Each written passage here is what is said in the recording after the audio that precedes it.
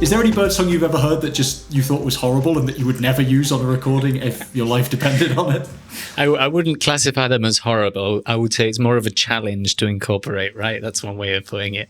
I think Okay, the it's a very Cotorras, diplomatic answer. yeah, the Cotorras from the Parrots from the Birdsong album, they're pretty rough, pretty not melodic at all. But the interesting thing is you can use them as percussion. So you don't necessarily need to use them as a melody, right? You can use them as like a kind of crunchy sound. So yeah, a lot of the artists actually, some of them use birdsong as like a shaker in the album, or as like just special effects because it was completely no melody whatsoever. So we always think of birdsong as being melodic, and it's not, of course, always. Sometimes it's completely crazy. I was listening to Capercaillie, the Capercaillie song, which is like a clucking or a clicking, Yeah, like clicking, like ticking.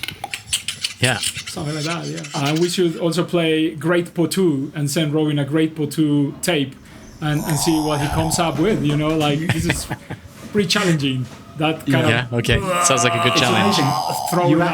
You completely read my mind. You genuinely did, because I swear I was sitting here ready. My next question was going to be, Diego, can we get Robin to make a good track out of a great potu? That's kind of amazing. There we go. Yeah, that I was going to say is one of the ugliest bird songs I've ever heard. And that one, I'm not even being diplomatic, that is an ugly bird song. It's incredible. It's really atmospheric, but it's not pretty at all. Yeah. And some of them have beautiful noises, but this one is like, throwing up, really.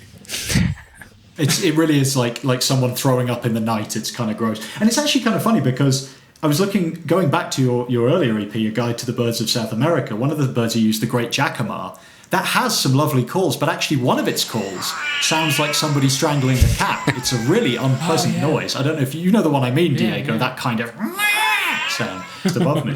But yeah, that's not a pretty sound either.